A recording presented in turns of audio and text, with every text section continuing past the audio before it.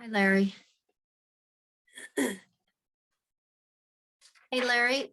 Can you Would hear you- me or can you? Are you okay? Did you have a surgery?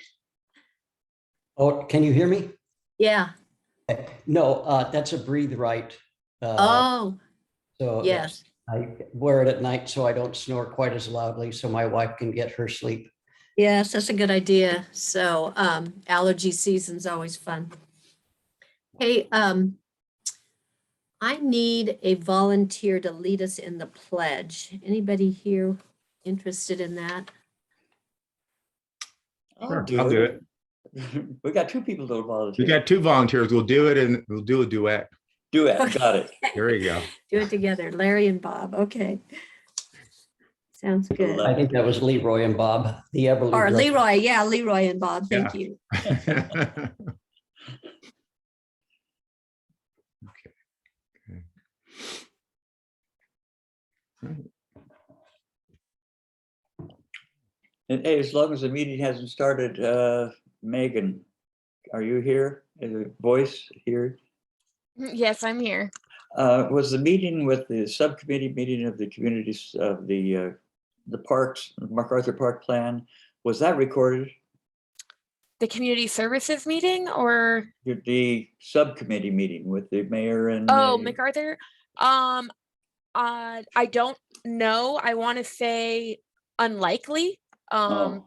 But I would have to ask Sue I've had three Richardson. people ask me that. Okay. Yeah, I don't know. I have a feeling it wasn't, but I'll have to ask the director of Okay. community services. If you find that out, can you email me that, please? Of course.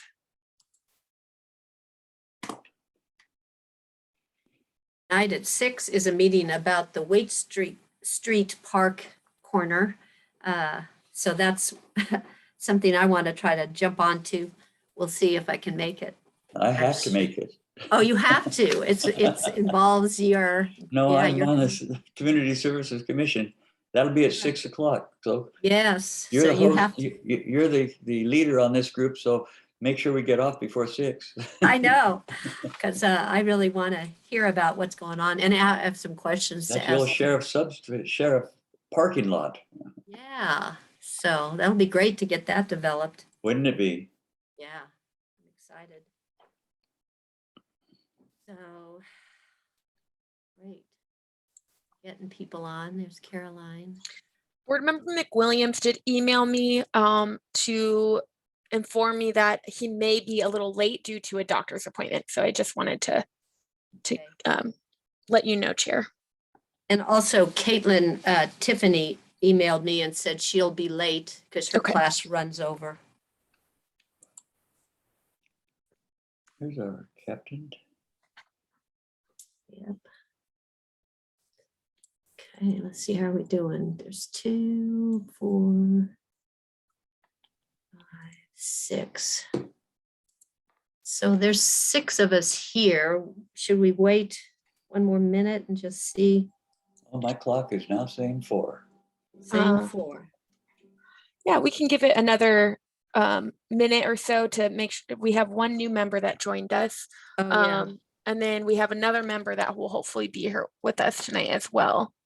Okay, great, yeah. I see Michaela's coming on. Could be a full screen. Yes.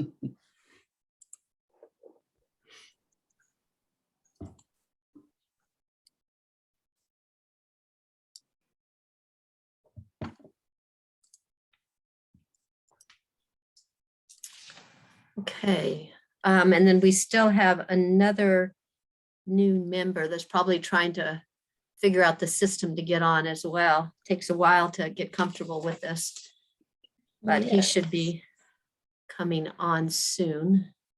Let's see.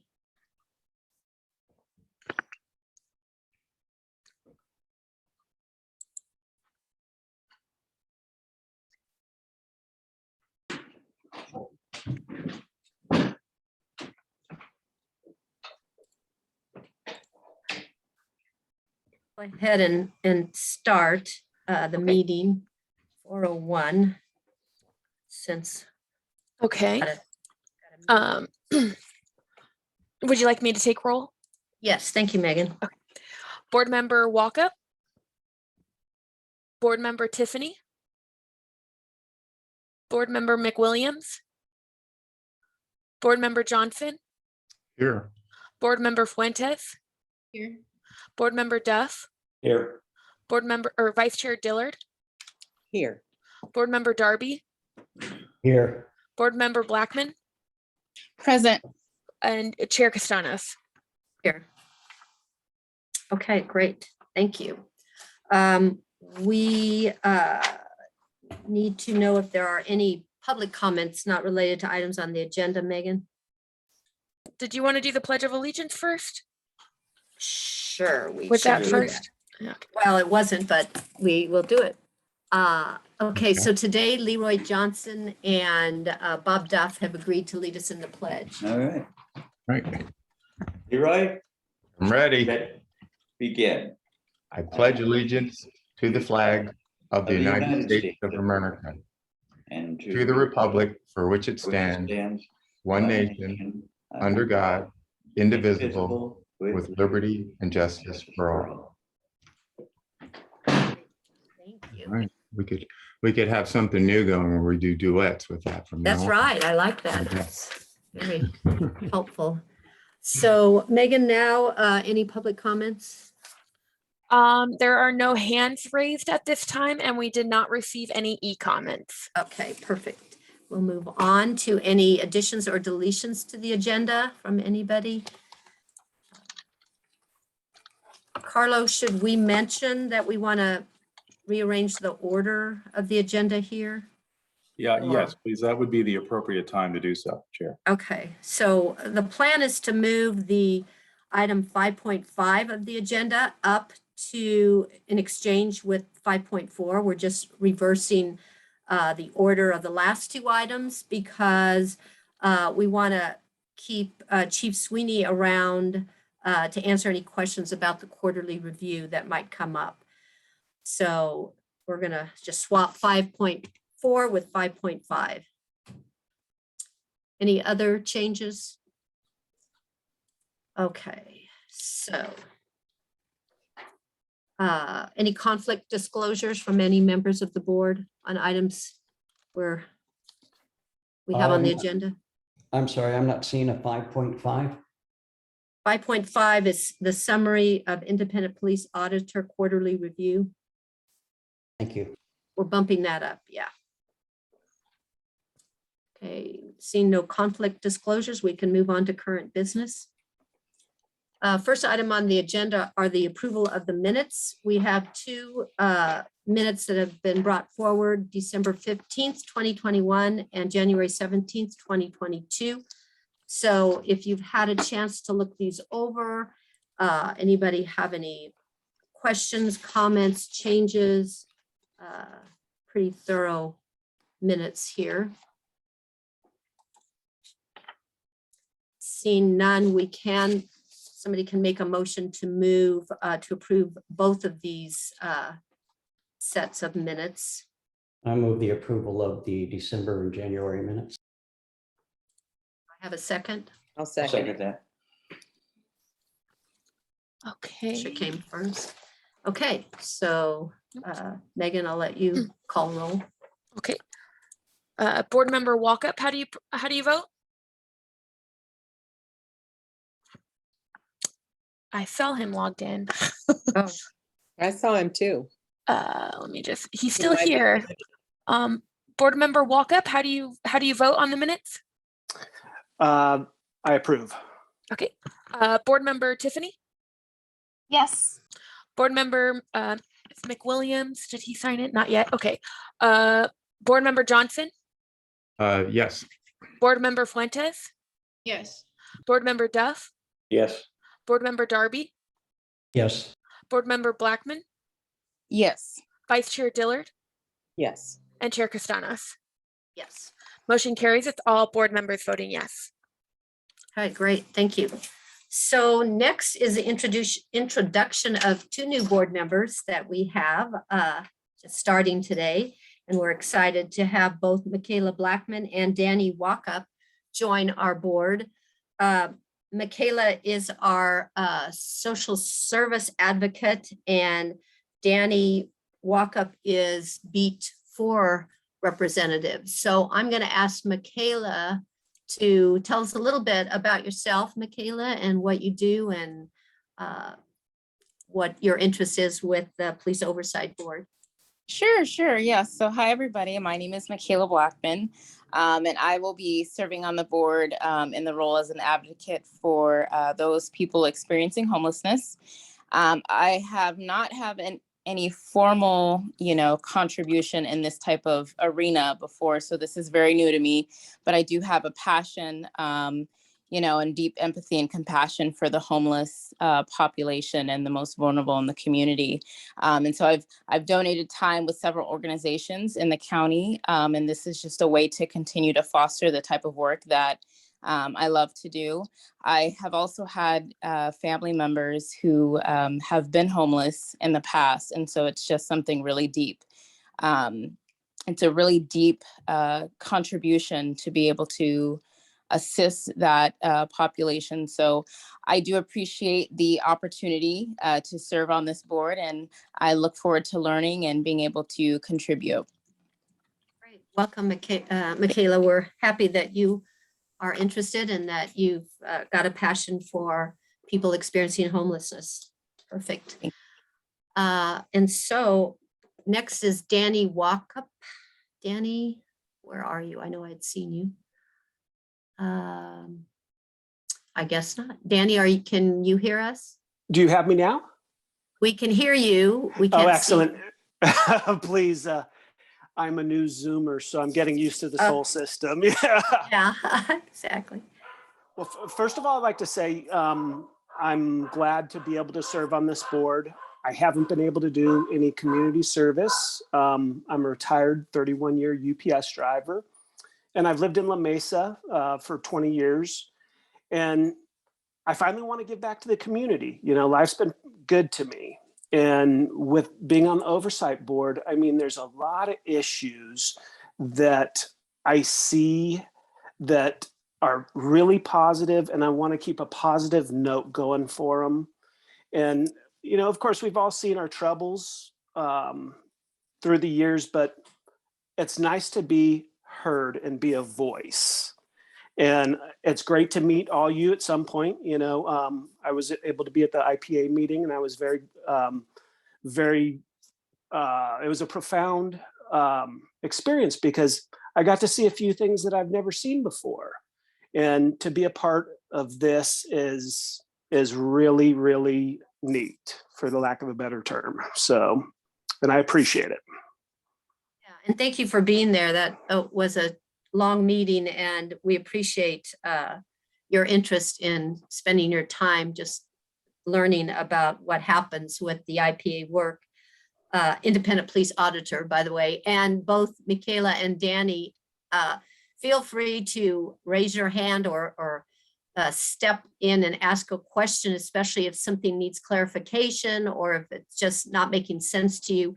We understand, we've all been there, and we would appreciate the question and probably would be happy you asked it because it refreshes our memory as well about what's going on.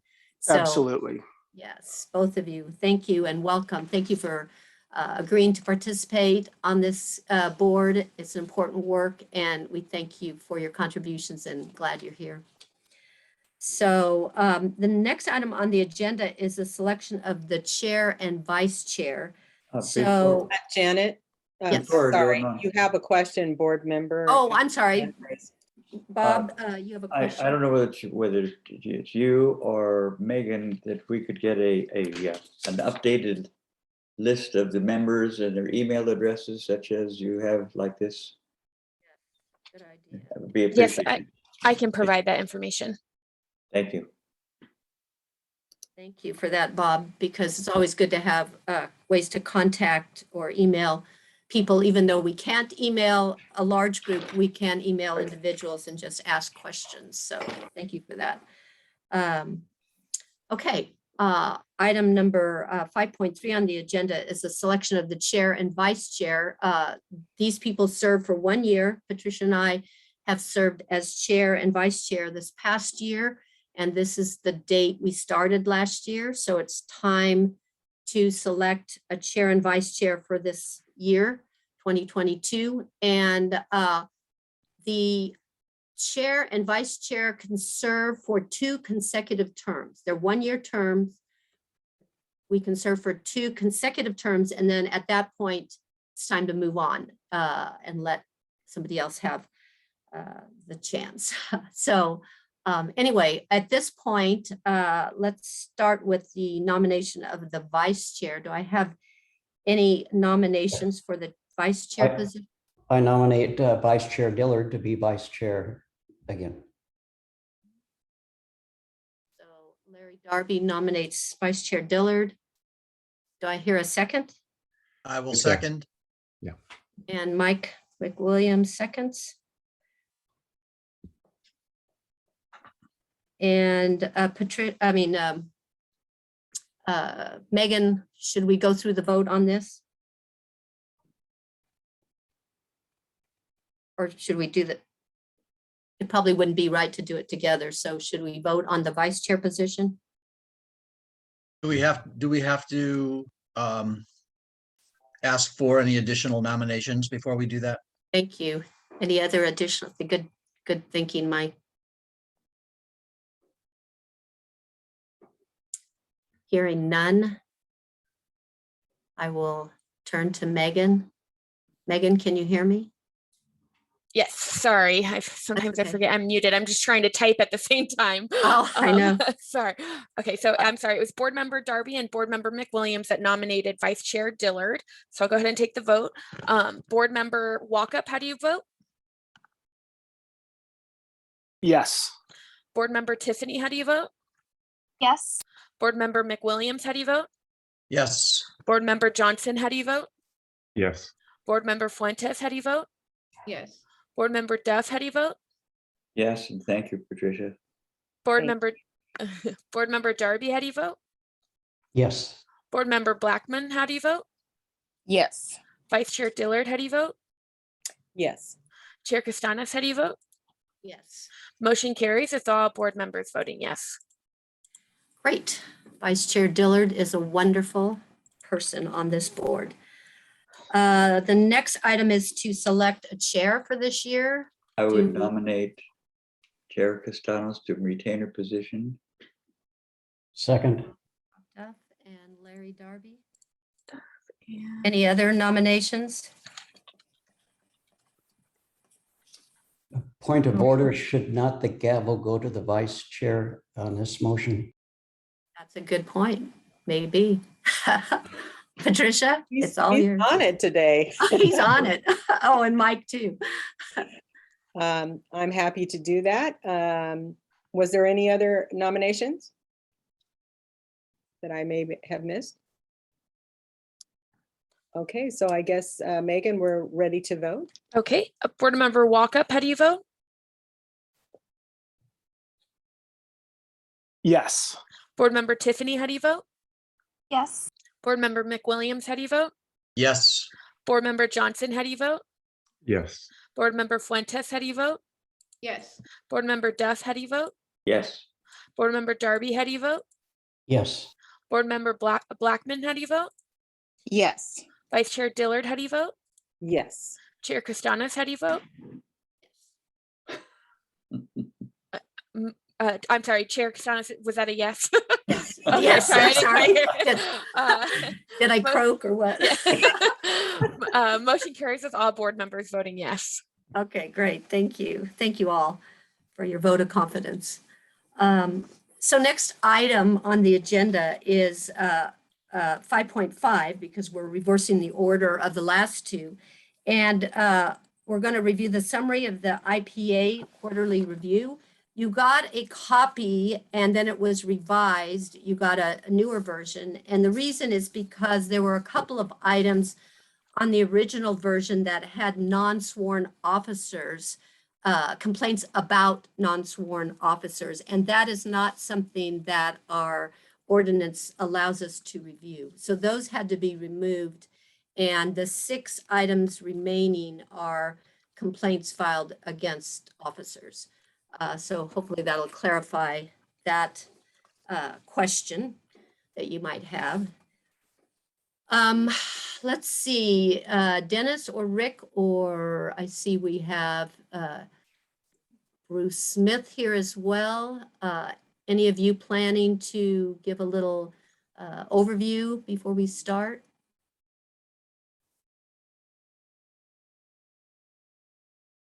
Rick Rasmussen, were you?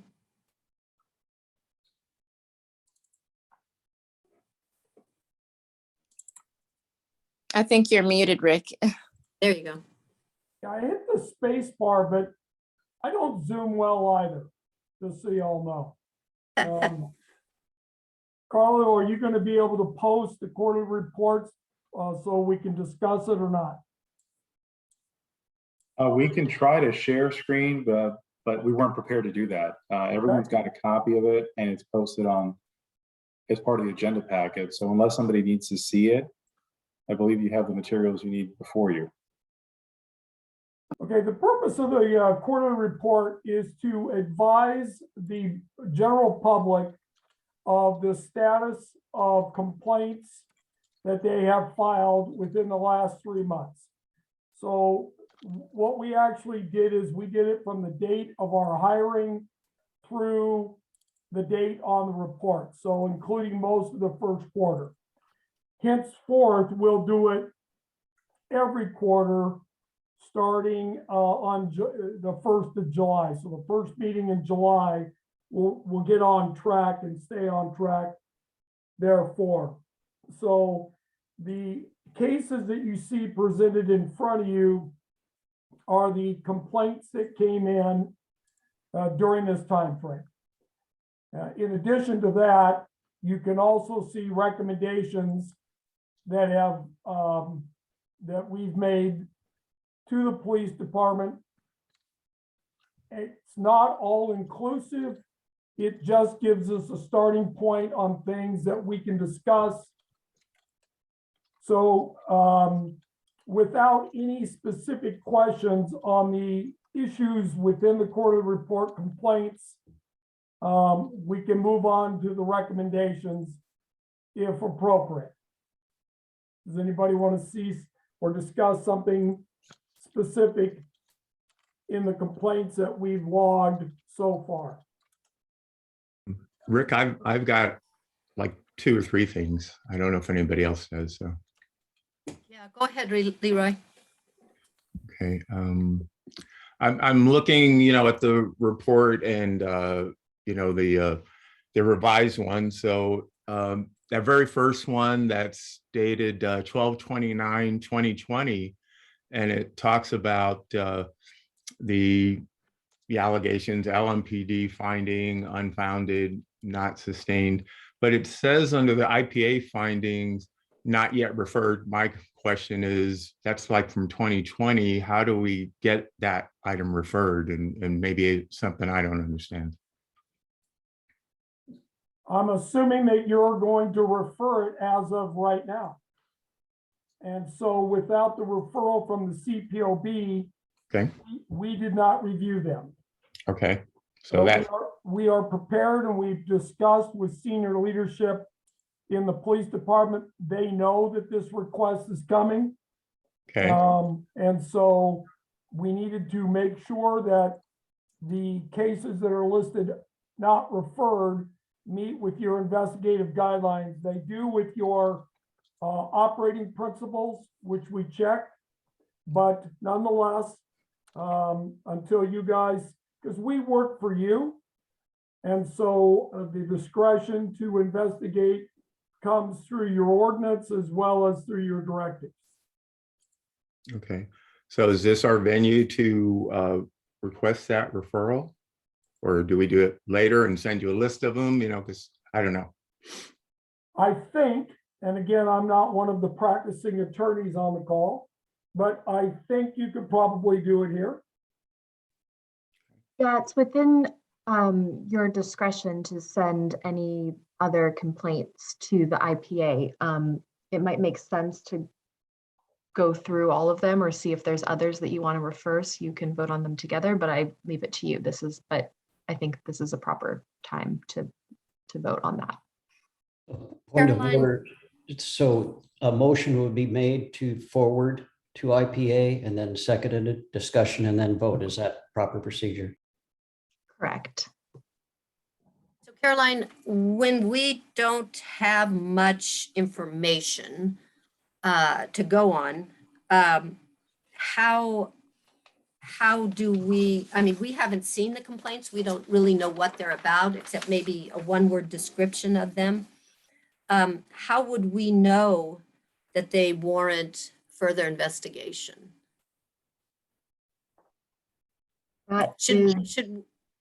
Would we be allowed to see the complaints? I mean, even if a redacted version of the complaint?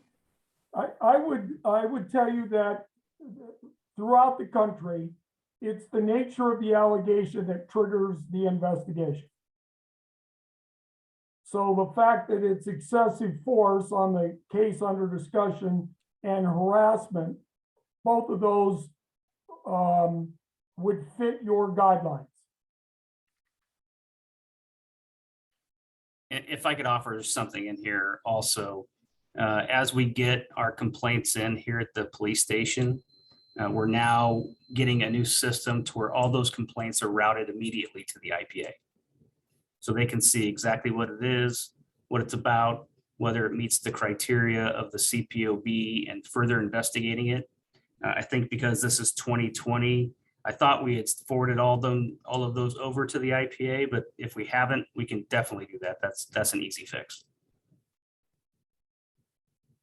So before this report comes forward, shouldn't we have seen those and made a referral to the IPA to investigate them? Because this report is like a quarterly report that goes to city council, but it's not really saying much. And that's typical.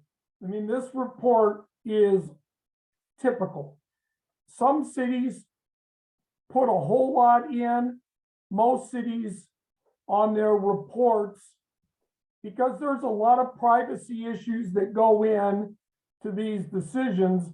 Like I said before, it's generally the allegation made that fits within the criteria of the CPOB investigative responsibilities, and therefore the referral to the IPA. But like the chief is saying, the data sharing system, when that is up and running, those complaints will be routed to us real time. So we'll be able to do a review, not an investigation, not an audit, but a review to ensure that the allegation of excessive force fits within the CPOB ordinance and would call for an audit. So in this case, because this was a past incident and the complaint was made with LMPD,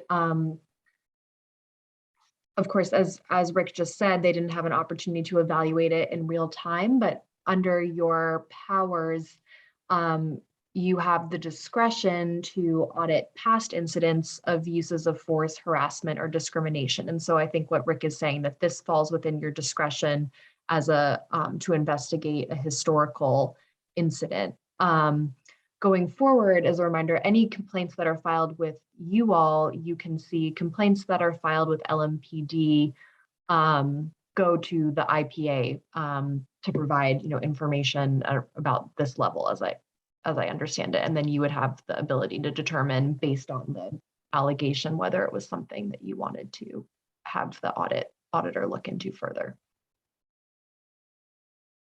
Leroy, did you have further questions or comments? Well, they're all pretty similar. I guess there are 4 items that are not yet referred. So I guess if we can, I don't know what all of those entail, but we'd probably like to get them referred and get them looked at. So I think that would be what I would like to see happen in that area. And then there was just one other one that the one that's administratively declined, and I'm not sure what's going on there and just looking for some explanation. What number are you looking at? The one that's administratively declined is 2021-05, 1107, 2021. So fourth quarter of 2021. And it's an allegation, complainant alleges officer was rude, LMPD pending completion. So I guess the LMPD hasn't finished looking at that one. Maybe that one solves itself. And let me speak to those types of quality of service calls. Okay. Traditionally, across the United States and oversight boards, allegations of rude, inconsiderate contact are handled by the police department. And the reason being that if the community believes that the police department is being too rude or is inconsiderate, there's a mechanism to make changes there as it relates to leadership. That's a very minor allegation, a very, look, if you're on the wrong end of a rudeness beef, you don't feel good about it, and I get that. But it is hardly one of the typical cases that rises to an IPA audit. I guess, like I explained it in the small meetings, this kind of falls under the fishing rule that my father used. You catch it, you clean it. The police department doesn't need our help in investigating quality of service type of issues. Violations of policy, that's where the CPOB and the IPA really need to jump in. So if there's a trend within your department on these kind of, interactional miscues, it's best handled through the complaint to the chief to IA, and the IA get to the bottom of it. Look, I remember one day right after I first started this work, an officer was working traffic. He pulled over 2 cars within an hour. One of the drivers called to complain that at the end of the stop, the officer said, "Have a nice day." The next caller said the officer did not say, "Have a nice day." No farewell. So these kind of things, we generally, within the profession, allow the police department to set the standard for how they want their officers to interact. I mean, after you write a ticket, after I get a ticket, I don't want the officer to tell me, "Have a nice day." Dude, you just cost me $150. The day's taking a bad turn. Thank you very much. And off he goes, off I go. But that's just an example of those types of rudeness or inconsiderate contact. So, Rick, I just have a question about in our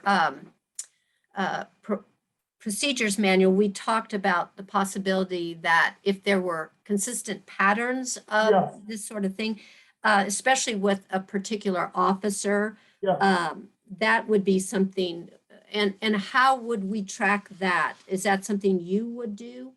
Yeah, on the information sharing program that the chief just related, the IPA also will be able to see the history of the involved officer.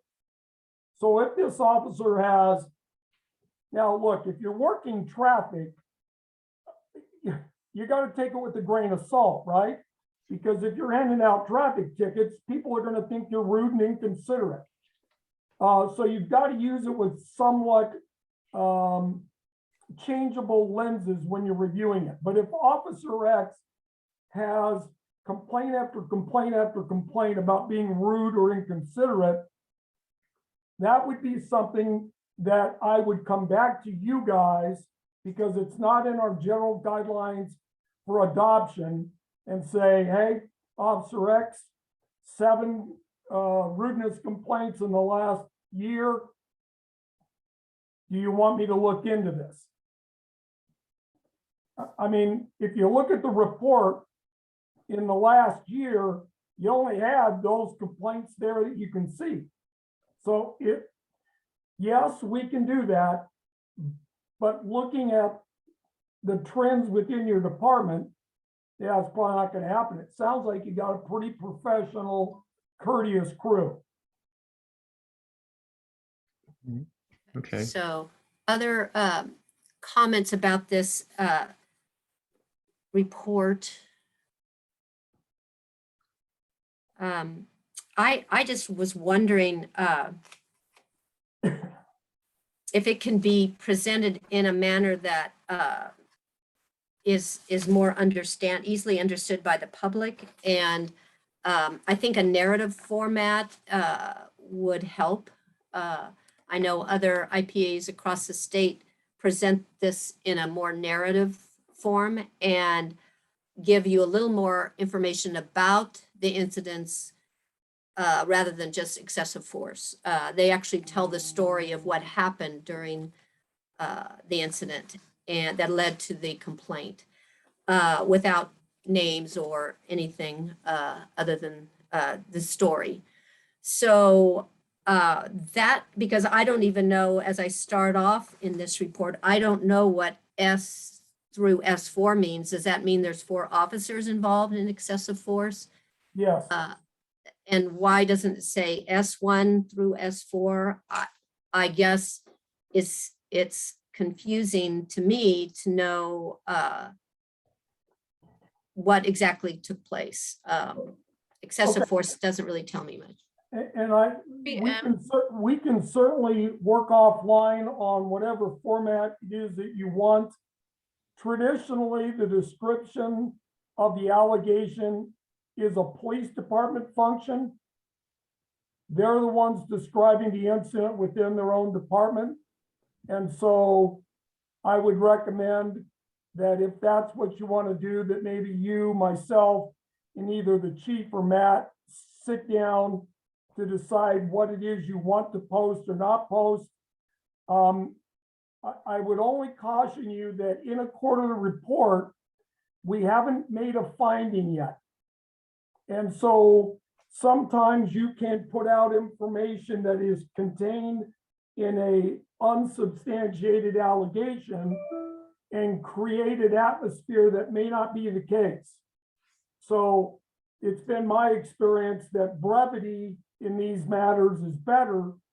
When we do these cases in the future, our explanation of the cases that we did will be in addition to this chart.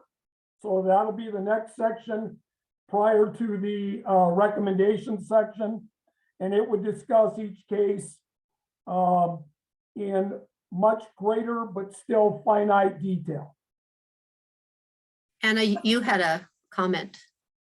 It was similar to what you were saying. I guess I didn't know some of the acronyms, and I was wondering if we could, I don't know, provide a key or maybe just delete those and not use any acronyms, because it did make it confusing.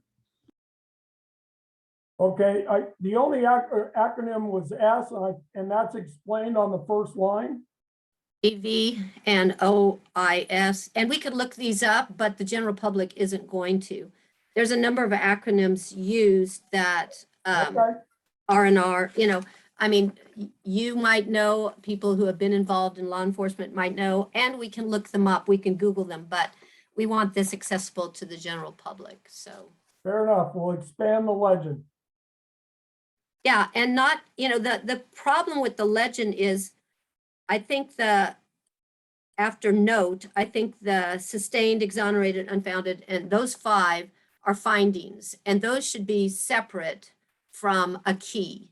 A key is something that either you don't use acronyms or you have a key in a box separate from this that identifies what those acronyms are. You can use LMPD all you want. That's pretty understandable, but the other acronyms probably not so much to the general public. And Rick, I'm just wondering if a table of contents would help. A table of contents would help.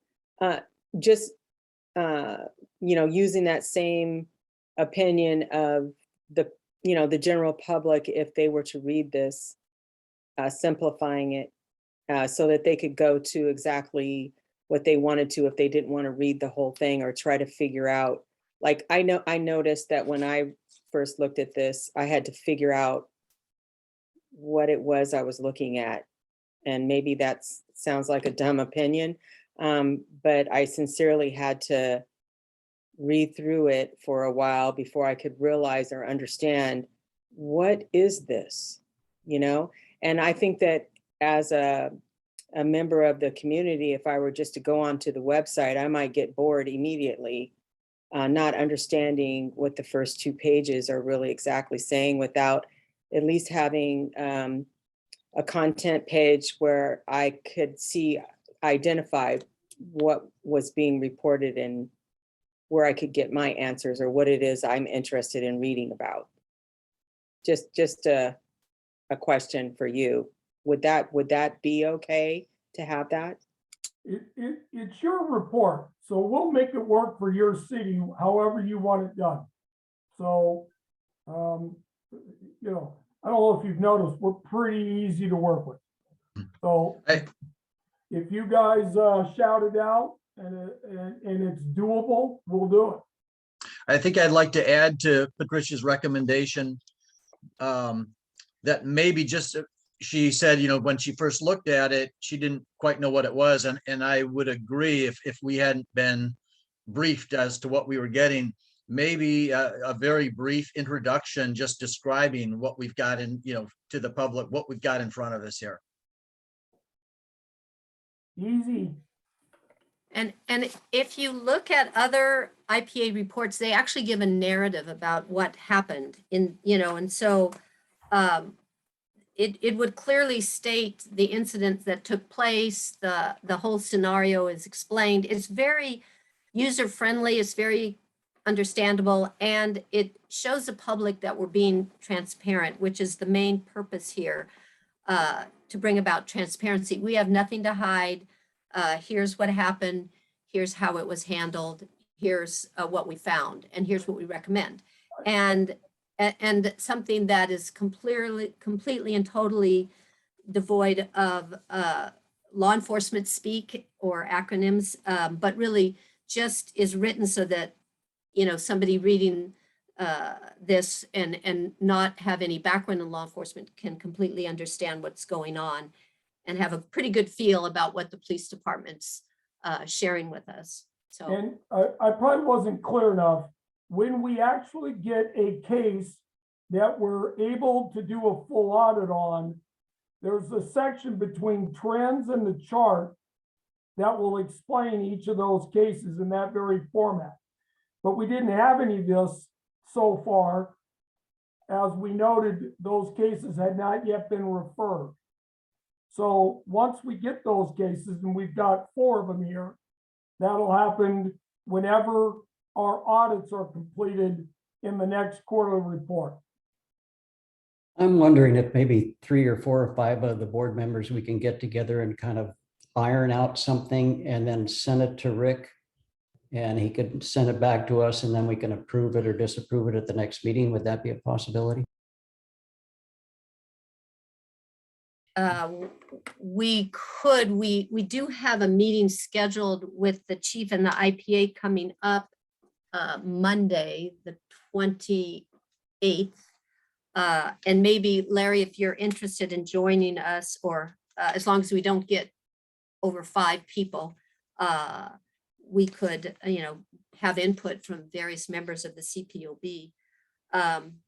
So that's a possibility. We can talk about the type of format we're actually interested in, because even the one that is finished, the second one, the corruption within LMPD, that was unfounded. It would be nice to have a short narrative just so that people, I mean, I think even for us, I know when I looked at it, I was trying to figure out what was that all about? And it took me a while to figure out, oh yes, we talked about it, but I don't really, you know, I mean, the details would have helped. Caroline, did you have something to add? Yeah, I'd be happy to I do had that. just one more suggestion for the IPA and something that might help guide some of your decisions as you decide whether to exercise your discretionary audit power. I noted that the key didn't distinguish between not sustained and unfounded. And I thought that perhaps a further explanation of the difference between those two findings could be helpful because it's not clear even to me.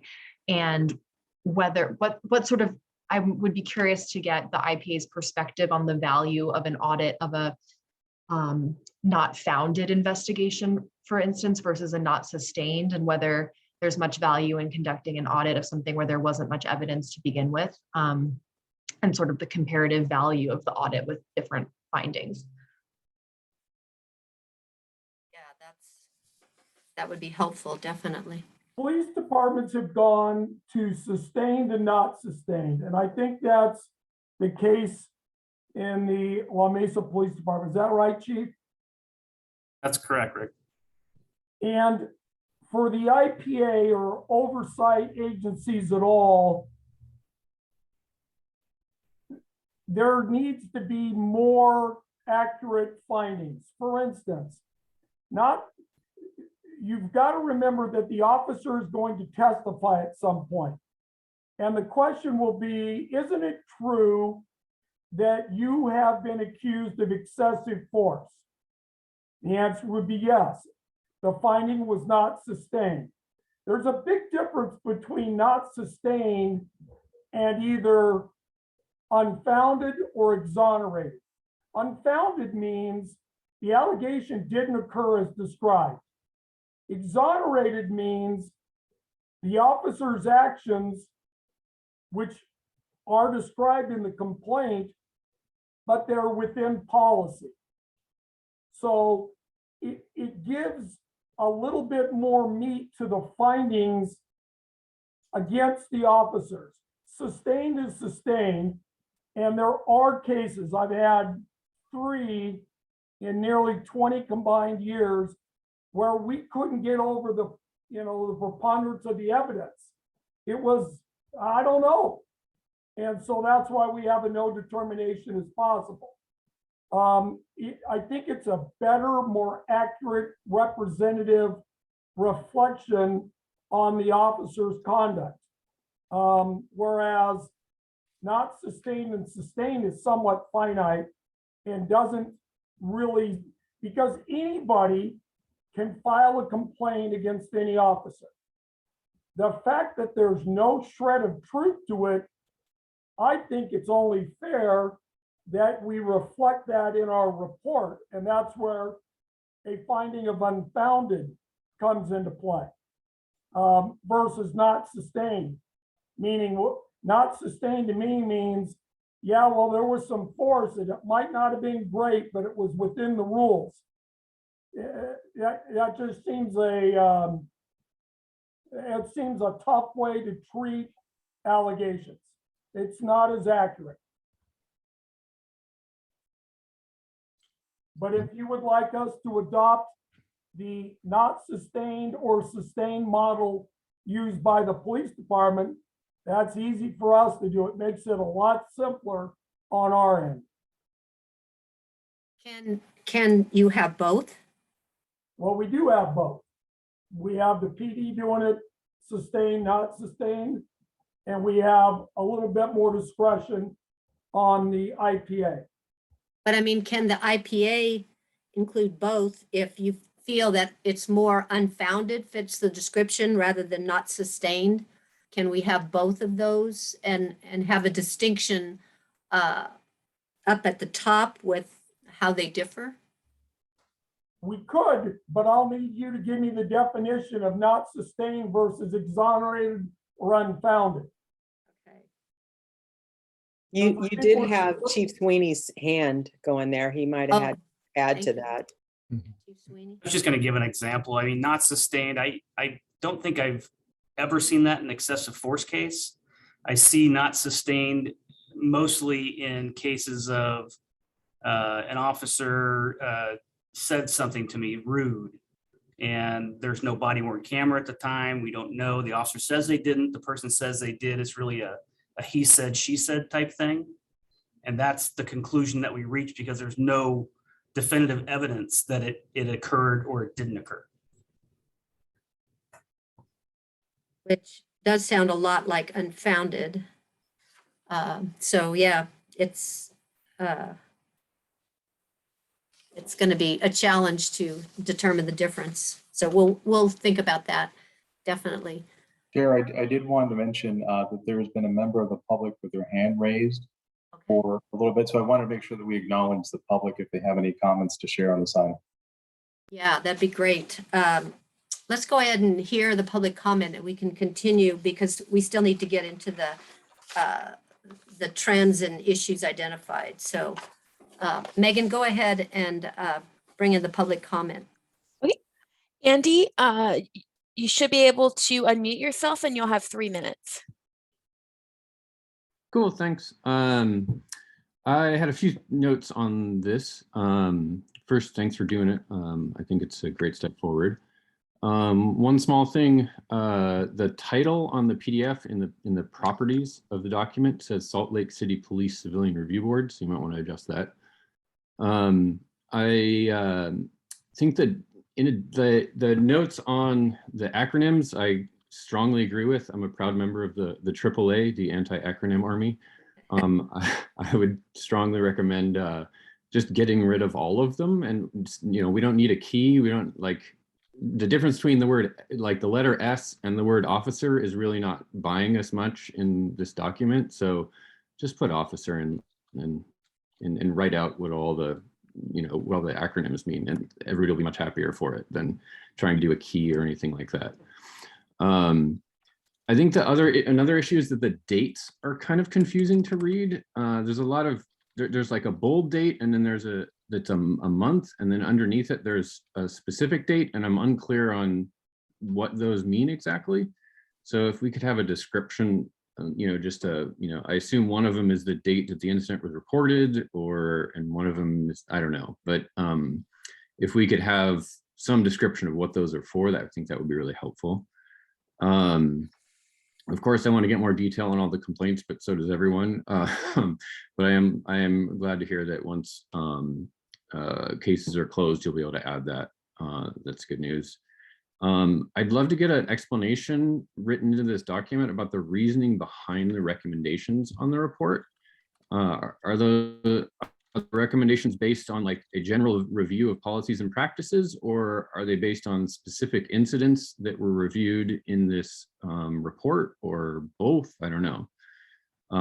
So if we could explain that, I think that would be helpful for the public. I also think it would be helpful to have some boilerplate explaining what details of these investigations are allowed to be reviewed by the IPA and the board, and just so the public, once just reading this document without looking at anything else, can understand, okay, the IPA was allowed to look at this, and the board was allowed to look at this, and etc., so that they know who can see what.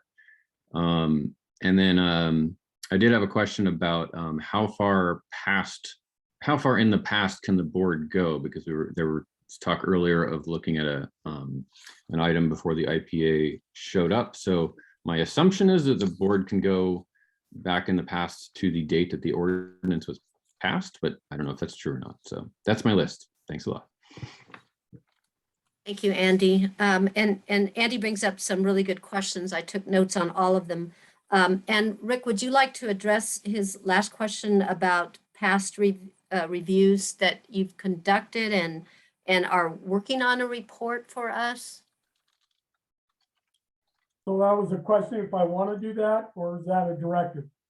Well, I know we've heard some oral reports about your findings on some of the past reviews. Right. And it would be important for the general public. They're very interested in finding out as well. So I think that would be another item to place on the website once we have that written in a manner that is appropriate for general consumption. Again, in the effort to increase transparency and trust. Absolutely. before I get into that, I can handle Andy's one question. The bold-faced date and number, that's the year of the IA complaint, the internal affairs complaint, and its case number.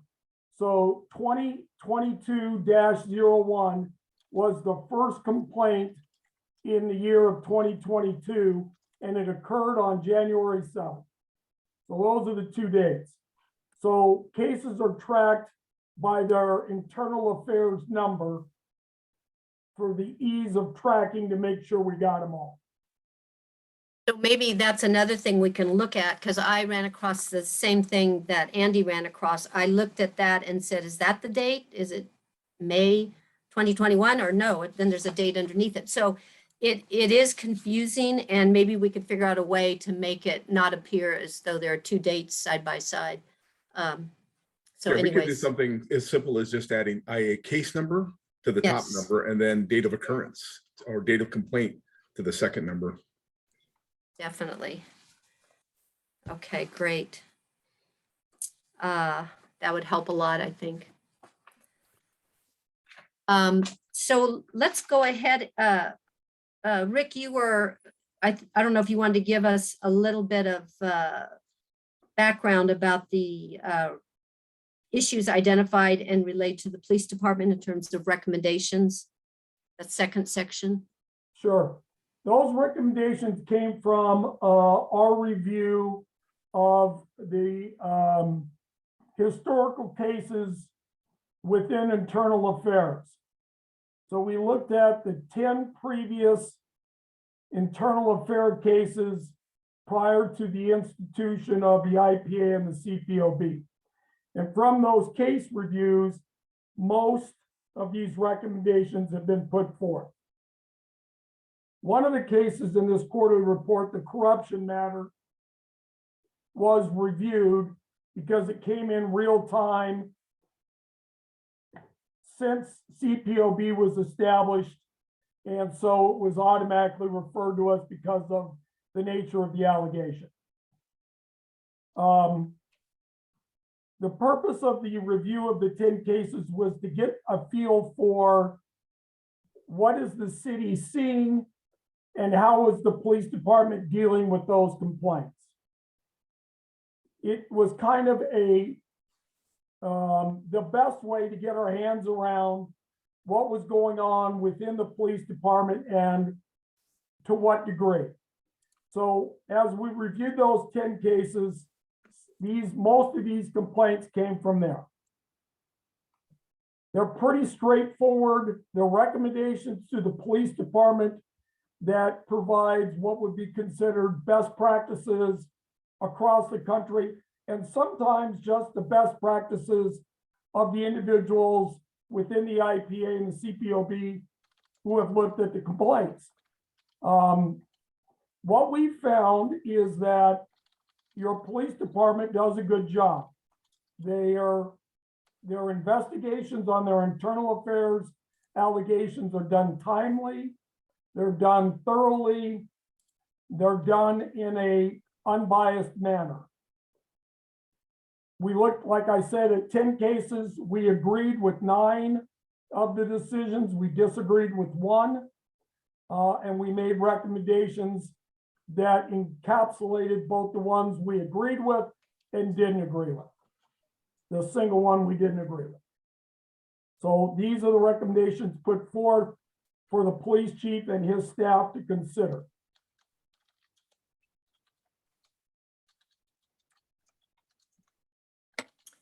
So do we have comments about this section of the report? I have a comment unless someone else wanted to go. Patricia? Rick, I wanted to scroll down to the second to the last paragraph. I actually need Chief Sweeney's input if he feels that he needs to chime in. I had a question about the second to the last paragraph and also the last paragraph. So in the second to the last paragraph, I really think that this is a really good idea. And Chief Sweeney, I know that we had discussed with you ways that we could, keep the spirits of the officers up by making sure that we're giving commendations or awards for their extraordinary work, and that it should be recognized when that is accomplished. And I really love the idea of a de-escalation where it could have, been worse and it didn't have to. Chief Sweeney, do you have any input on that? Or Rick, did you want to talk about why you made that recommendation, or both? I'll go first and let the chief clean up. I'll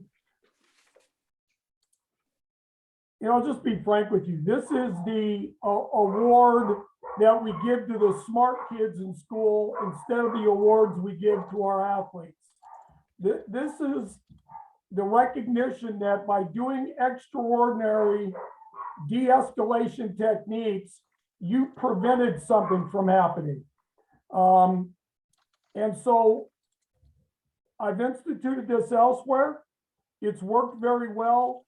It glamorizes going one step further without taking too long, if you will.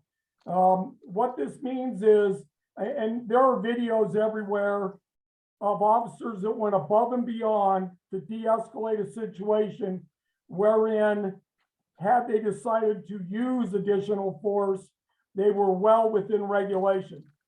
And that is centered on the fact that use of force policies all say officers may use force, and they never say must. So it's just a good idea to recognize those kind of outstanding actions. Chief? Oh, I agree with you 100%, Rick. And thank you, Vice Chair, for bringing that up. As you know, we've been doing presentations of our Chief's Coin for Compassion, which really falls into that. I think the de-escalation coin or ribbon or whatever we want to call it, I got to tell you, I would love to have a subcommittee of the CPOB and some of our staff to figure out what that looks like. I think, we can show you what we have, things that we traditionally do, the ribbons and pins that we've been giving away, to find out exactly where it sits in best so that we all have a buy-in in that. So that's my thought on that, is that we get a subcommittee together to develop what that looks like. Okay. And we can certainly discuss that, I imagine, and see if there's something that we could assist, or if anyone has any great ideas on the board of how that could be implemented, we could start the conversation at least. We have started the conversation here about that. So we've been talking about de-escalation and what's the best way to recognize those great non-uses of force that could have gotten really bad. And so, the staff around here, we've been just throwing out ideas, but I think, like I said, if we can get together, you may have something that you think of and we're like, wow, didn't even think about that. So, that's what this is all about, is working together. So I'm looking forward to it. Absolutely. Great to hear that. And then I also need your buy-in, Chief Sweeney, as well as the IPA.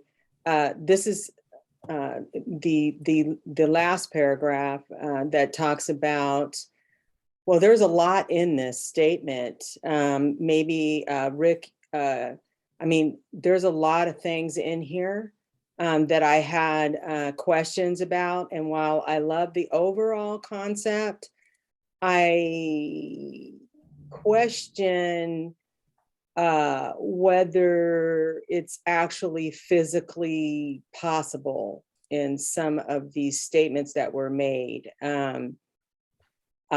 Maybe one of the questions that I could ask that really, stuck out for me was at the bottom where you say, however, by inserting a backup officer not only gives a better chance for the situation to remain low key. And if that fails, certainly identifies the origin and responsibility for the escalating incident. And I'm wondering, I would assume, Chief Sweeney, that at least from what I've seen, I've lived here for 26 years, I mostly see police officers by themselves in their units. Occasionally I see dogs, or occasionally I see another officer in that unit. Maybe they're training or just happen to be a team together. But I don't see the predominant amount of police officers together. So my question is, what does, first of all, a code 10 or 10 code mean? Or is that just something as an example?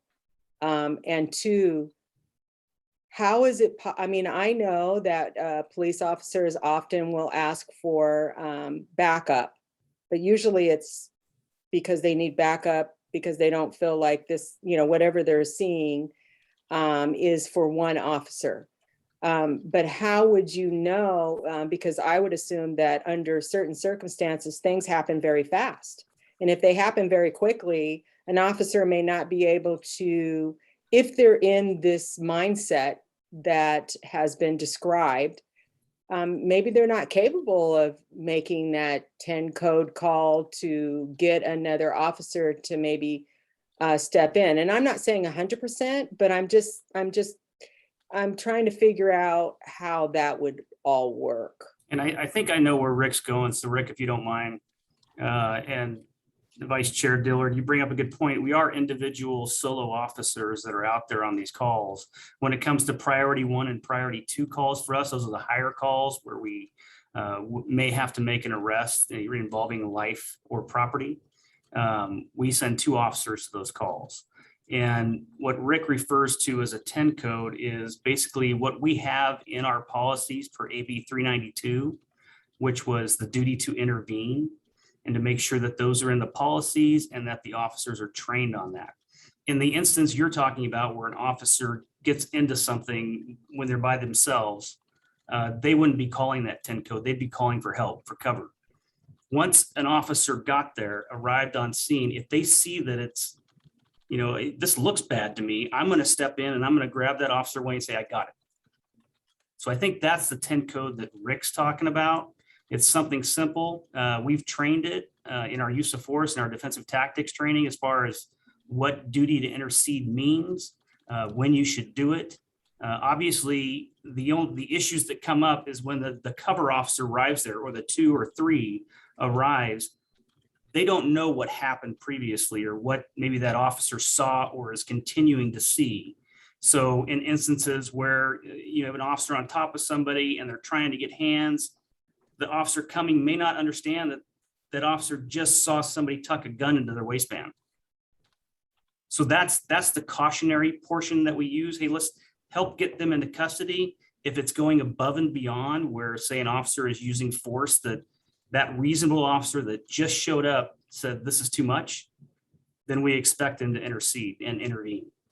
And so those are kind of the examples that Rick's talking about.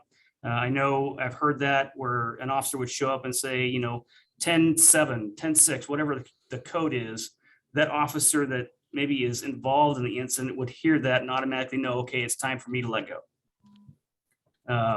So though I've seen those around the country, I've heard about it. You know, we've also seen instances where an officer just goes in and pulls the other officer off. And I think really that's where we need to get to is, you know, something that doesn't jeopardize the safety of that first officer on the scene with the second officer or third officer not knowing what the total circumstances are. But I think we can all agree what we see is excessive. And somebody's just, you know, beating on somebody's head or, you know, kicking them. That I can't see really a ton of reasons for that unless it becomes a deadly force situation to where there may be other factors involved. But I think that's what we're talking about here. And to be able to intercede, I mean, it's not only law now, the officers have to do it. And if they don't, they can be criminally charged just like the officer that's using the force. So that's what we've been training in our defensive tactics training. And Rick, do you have anything to add into that? No, I think you gave a pretty good description. you know, the biggest example I see is that you're dealing with a irate citizen and it begins to ramp up, showing the hallmarks that may end up in force or may not end up in force. You've called for backup. We're not wrestling or fighting at this point, but the officer that's responding can come in and diffuse the situation. And to prevent, I mean, every recommendation that our IPA will make will be to decrease the chances of force being used in any given situation. And so this just speaks to that, something that California is ahead of the game on, and something that La Mesa is ahead of the game on. But it nonetheless, we felt it was important enough that we wanted it included in our recommendations. As we've recognized in a couple of situations, the departments ahead of us, or at least running abreast of us, they're trying their hardest to stop these types of situations from escalating, just like we are. So, but we felt it was important enough to put it out publicly. Yeah, I do really like it. I just, I'm kind of a visual person, so, and I've seen a lot of tapes where I saw that things were escalated based on the fact that maybe you had a person that was cussing, for instance, like they were cussing at the police officer, got down and dirty and directed, slurred words towards them, talked about their mama, whatever. And under normal circumstances, they were, whether they were yelling or spitting or cursing or whatever, but they weren't necessarily trying to, whip a gun out or try to hit the officer or whatever. But an officer would get agitated and eventually, over a period of time, the one incident after another, gets sick of them and then just start kicking them in the head, throw them down on the ground and, take out their, their little bat that they have, I don't know what you call it, and start beating them. And maybe the person already has handcuffs behind their back, but they're, so all I'm saying is what are we talking about here when we think of this? I just want to know if you have the same mindset as me, or is it something more, or what is it that we're talking about here? I think what we're talking about is human nature, and that any of us can have an off day, a bad day. If you're present in a backup capacity and your partner is getting riled up by the slurs and the name calling that you've referred to, you have a responsibility to tap in, say, I got it, brother. And generally, the citizen won't continue the tirade against the new officer because that second officer didn't pull him over or stop him on the street in the first place. And the conversation can return to civility, and then whatever proper law enforcement action should occur, does occur, instead of it ending up in a Donnybrook on the middle of the street. That's what that's intending to prevent. Decrease. Yeah, because I've seen films where there's been a gatherment of many police officers, not just one, and this has gone on, and the one police officer or two police officers that have lost their temper have been allowed to just wail on a person, even though they're handcuffed on their stomach or whatever, and they continue to kick them, beat them, etc. And so that's, I just was wanting to make sure that that's the level that we're talking about, because if you have several officers gathered around and everybody can see what a officer is doing or two officers are doing or whatever, that there is somebody that can pull them off and say, okay, that's a little bit excessive. I mean, we have him in handcuffs. He doesn't have any weapons. Let's calm down. And that's what Assembly Bill 392 directs. Okay. The duty to intervene. Okay, thank you. You're welcome. Oh, and I want to bring us back to, Larry, why don't you go ahead? I was just thinking, my opinion is this paragraph is before it even gets to that point of physical confrontation, another officer has stepped in and calmed the situation down so it doesn't get to that baton beating and kicking and stuff. That's exactly the purpose. So, My hand raised too. Sorry. oh, yeah, sorry, Caitlin, I missed you. It's all good. Yeah, I think that's a really good recommendation. A couple things. When I did my ride along, I did notice that most of the time when the officer I was with went to a call, that someone else also arrived. But in terms of this specific recommendation, I think it would be nice too if we could foster an environment where the officers are able to recognize that maybe they're not having a good day and they're able to tap themselves out.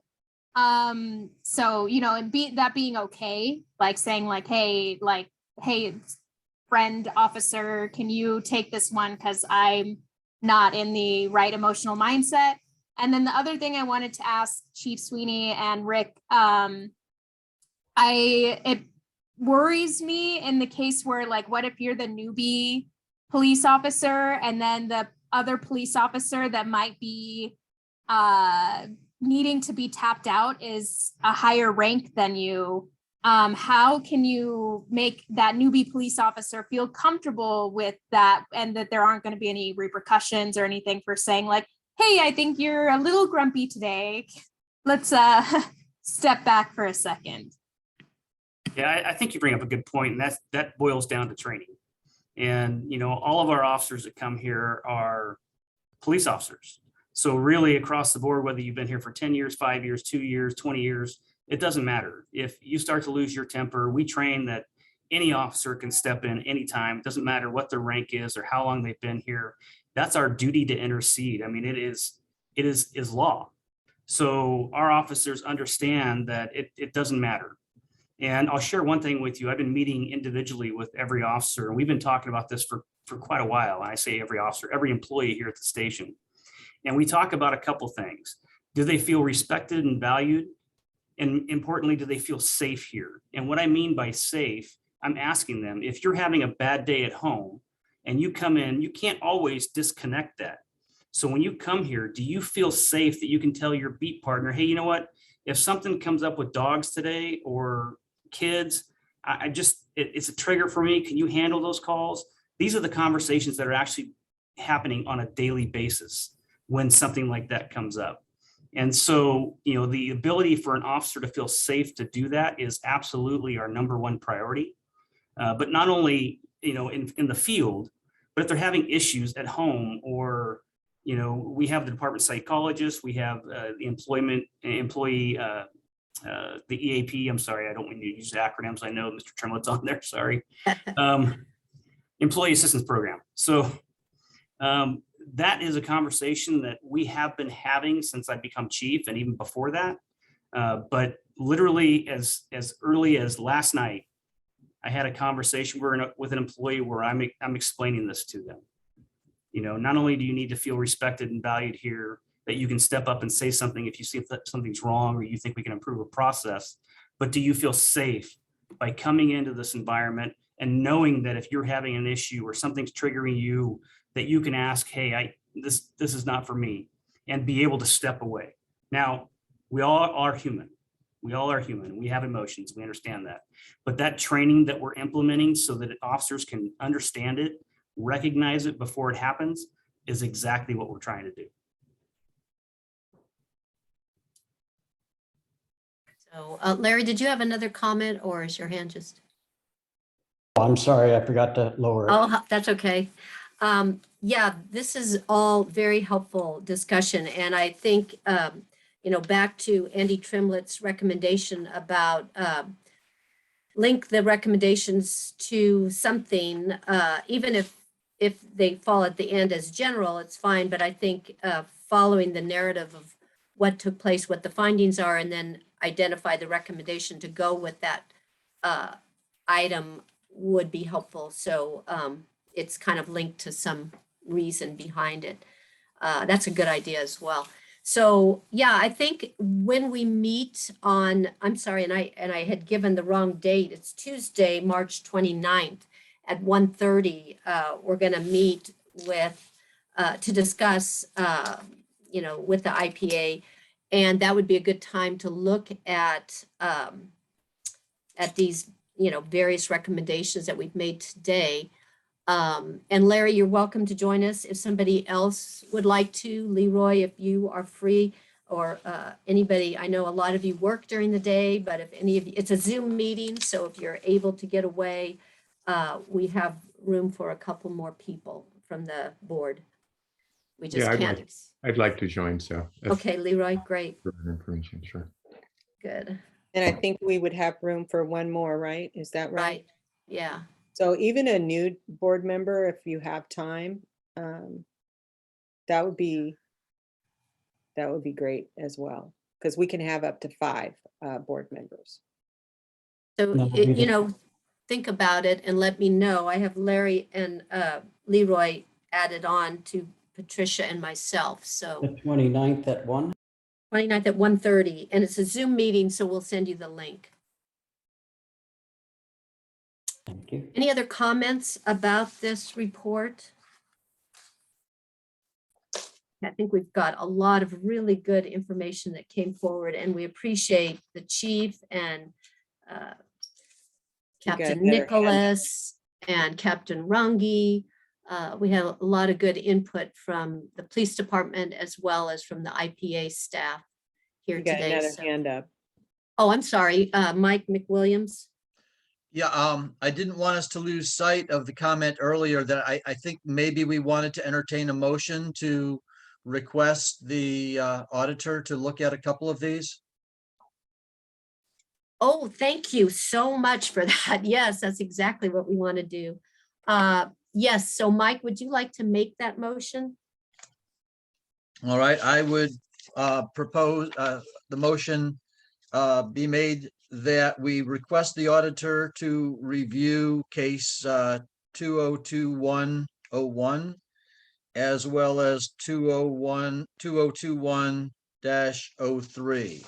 I believe those are the only two that there was an allegation within our bounds, as well as a determination has already been made by the LMPD. I believe anything else is still pending.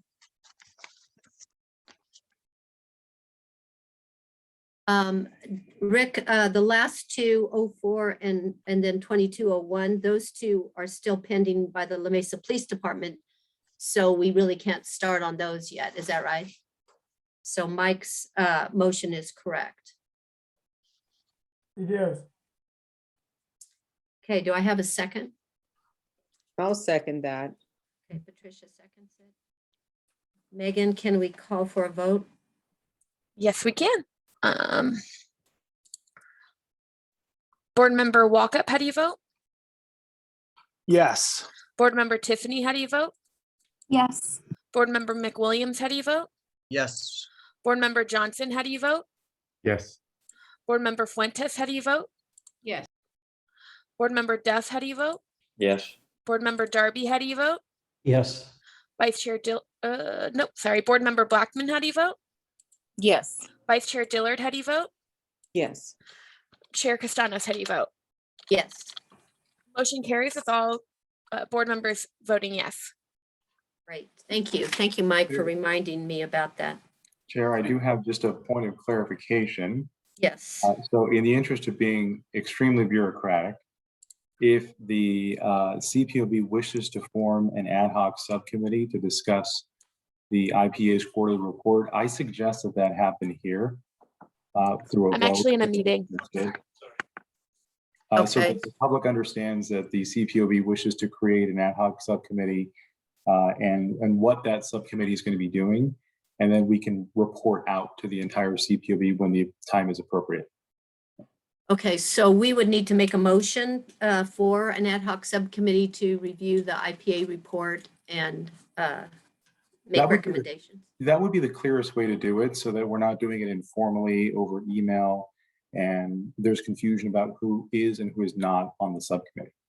Okay. Was that's the purpose of the March 29th meeting, is that not correct? No, the purpose of the March 29th meeting is to have a discussion where Rick Rasmussen, our IPA, is included. And at that time, at least my understanding of the conversation, is that the CPOB would provide comments on the quarterly report, which is essentially I believe the direction that the CPOB is trying to provide through the subcommittee.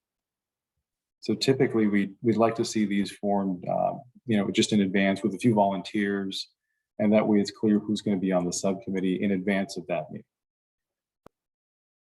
And the ad hoc committee that you spoke about would be doing what? Would be providing comments to the independent police auditor on the quarterly report. I think I was talking about a different one, but that's okay. Which is the March 29th meeting. March 29th. It does sound like the same thing, but Carlo, you're recommending that we meet just with CPOB members ahead of time and then meet with the chief and Rick Rasmussen to tell them what we would recommend or to share our recommendations. However, the CPA we would like to do it is fine. All I'm recommending is that if you're looking to form an ad hoc committee, that you do it at the meeting in public, so that way it's understood that the CPOB is forming an ad hoc committee for a specific purpose. And that's really it. It's just procedural. The day you wish to meet, and if you wish to meet with the chief and the IPA, that meeting would be just fine. So if we met on our scheduled meeting to share our, many of the things we've talked about today, that would be appropriate. We just need to identify it publicly as an ad hoc committee. Okay. That's correct. So we would have to vote to form that ad hoc committee? That would be the clearest way to do it. Okay. So would anybody like to make a motion to form an ad hoc committee to discuss the format for the IPA annual or quarterly reports? I move that we form an ad hoc committee to review the quarterly report and make recommendations to the IPA, the committee members to be the chair, the vice chair, board member Darby, and was it board member Johnson. Johnson.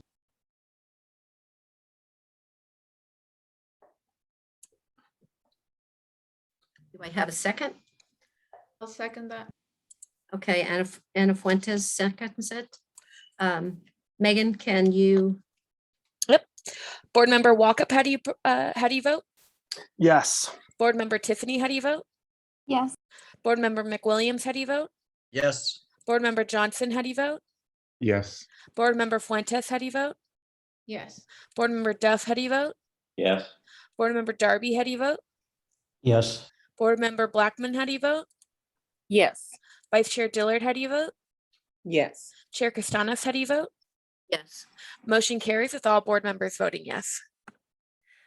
Thank you. And lastly, I know the chief and the police officers probably need to go elsewhere and you're welcome to, but we are going to review the Brown Act and the Roberts Rules of Order, which is we are required to do every year. Chief, did you have anything else you needed to say? Yes, please and thank you. Okay. I just wanted to real quickly, since I didn't get to do an update, but I wanted to invite Board Member Blackman on a ride along with our homeless outreach and mobile engagement team.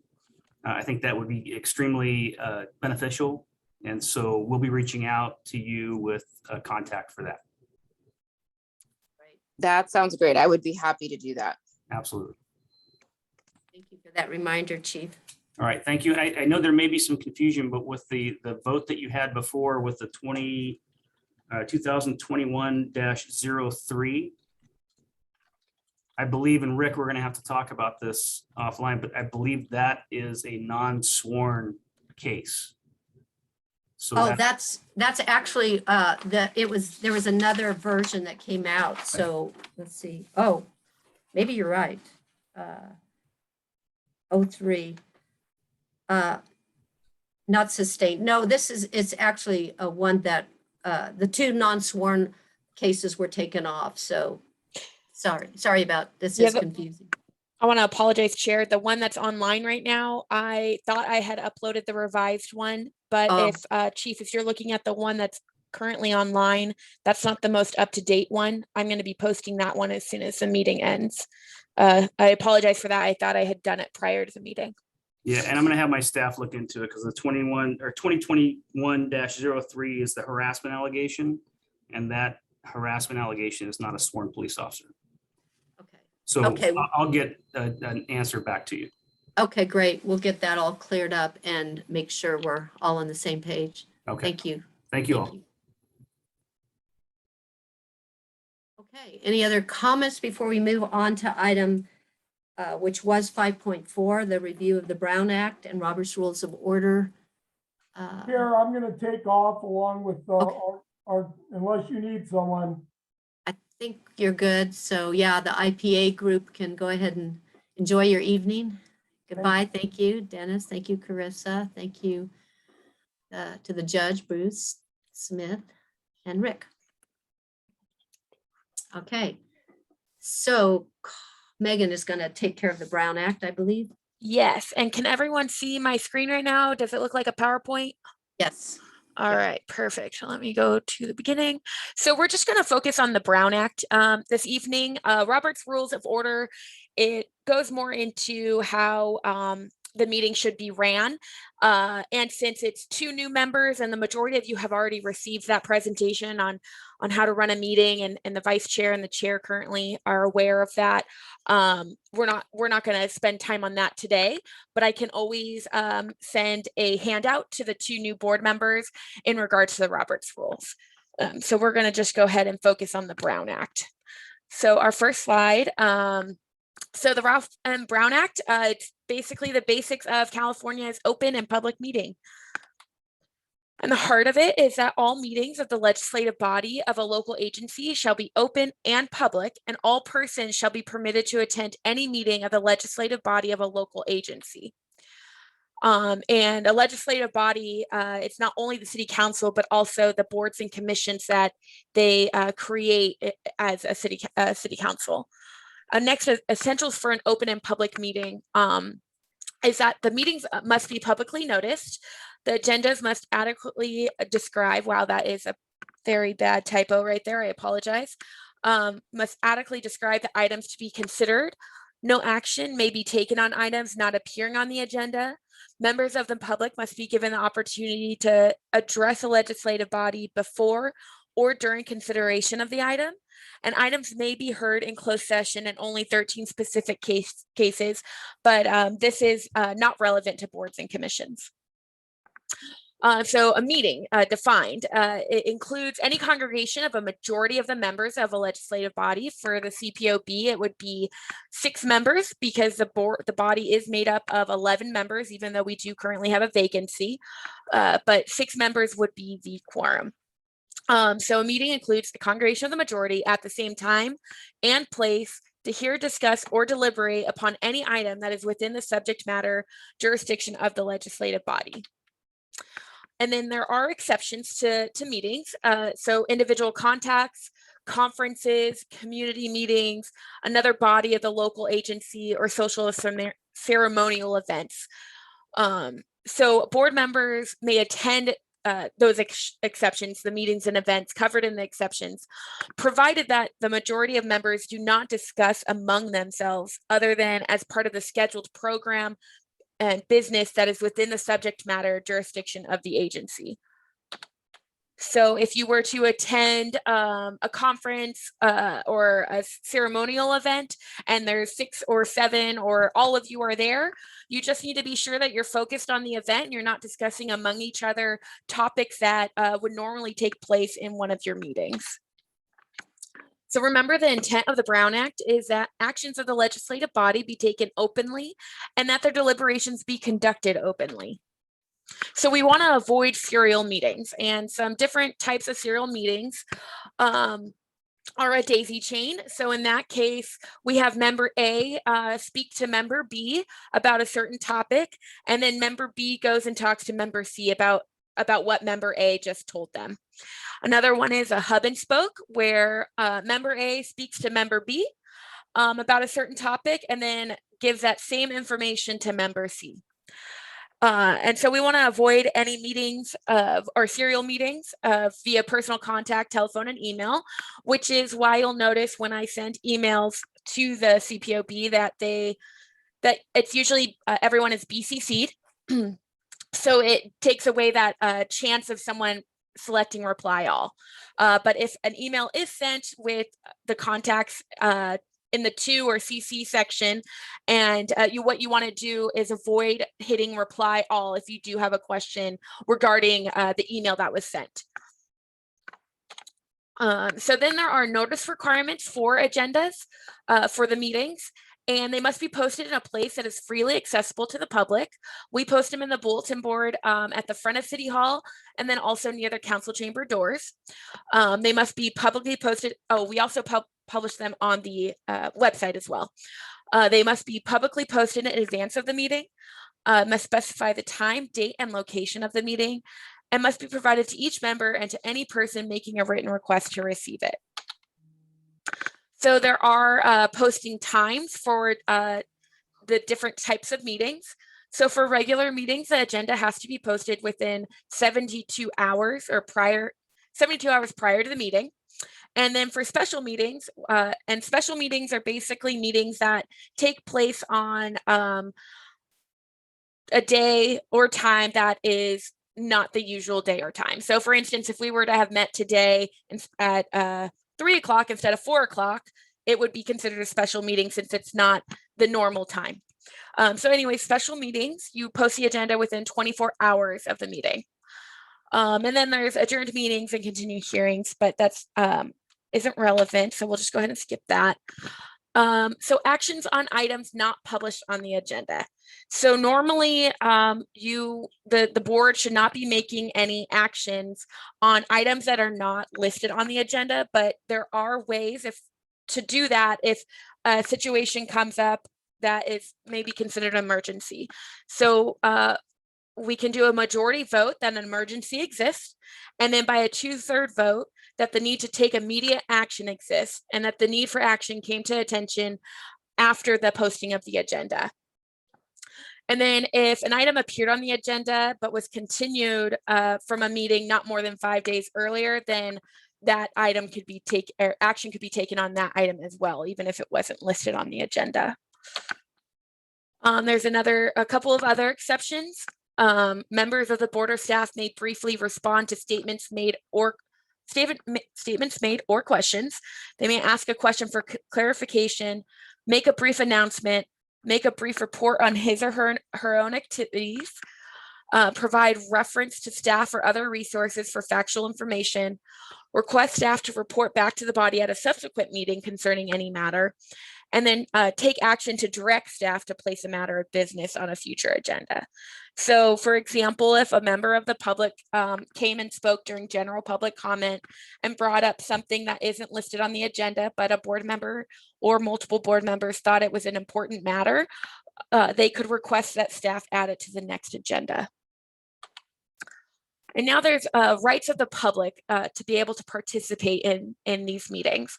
So all persons shall be permitted to attend any meeting of the legislative body of a local agency and its advisory boards, and the CPOB being an advisory board.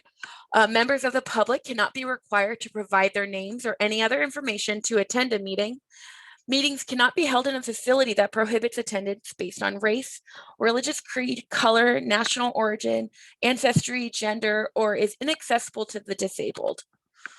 Agendas and other writings distributed to a majority of the body must be made available to the public.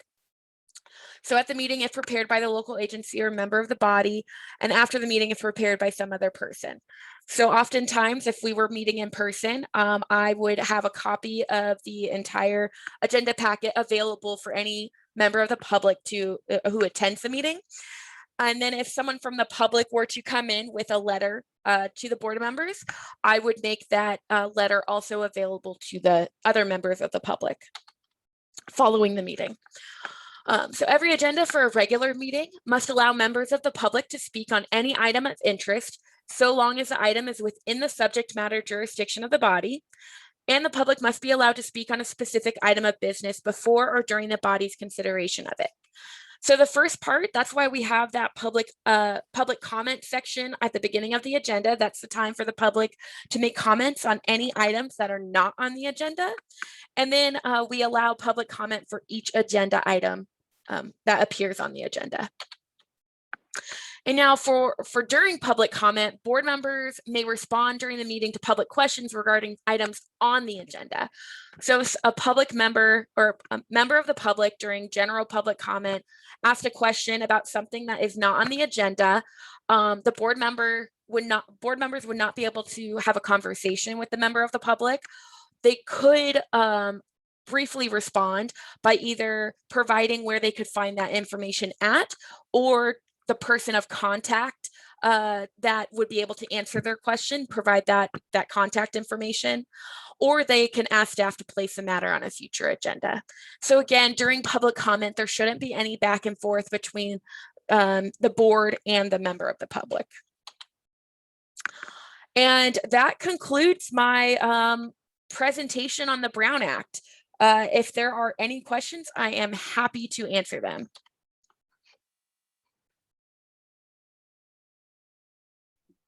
So especially any of our new members or even former members who maybe found something out that enlightened them further about the Brown Act. If any of you have questions, this is a good time to ask. It is a lot of information coming at you, especially for new members today. So we hope this helps you learn a little bit about the whole process. Yes, it is a lot of information, and I would say the big takeaway would probably be the serial meetings. We want to avoid discussions outside of the regularly scheduled meetings or even special meetings. So just try to avoid replying to all if an email is sent. And then I did send everyone the contact information for all board members. And again, we should not be contacting each other to discuss matters of the board that should be discussed in public. I would just echo that. And to the new members, my name is Caroline Chiappetti, and my colleague Gail and I are outside counsel to the board, and one of us is at every meeting. And we, along with Megan and Chair Castanos and Carlo, are always looking out for Brown Act issues during the meeting. So it's not just on you to catch yourself. That's part of the reason that I'm here, to make sure that everyone is following the law. But to echo Megan, of course, when you're not in the meeting, the serial meeting and email communication issue is the most important thing to keep in mind, since we're not there, to make sure that you're following the rules. But feel free to reach out to me as well with any questions that you might have about the Brown Act. Thank you, Caroline. Great. It's very helpful. Leroy, did you have a comment? No, I don't. Okay. Okay. Sorry.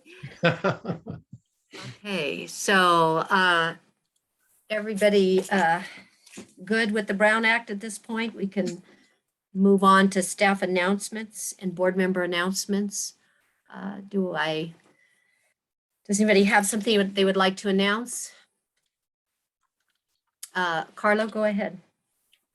So I have one announcement for everyone. Our city council is going to be returning to in-person meetings, the first meeting in April. So that's April 12th.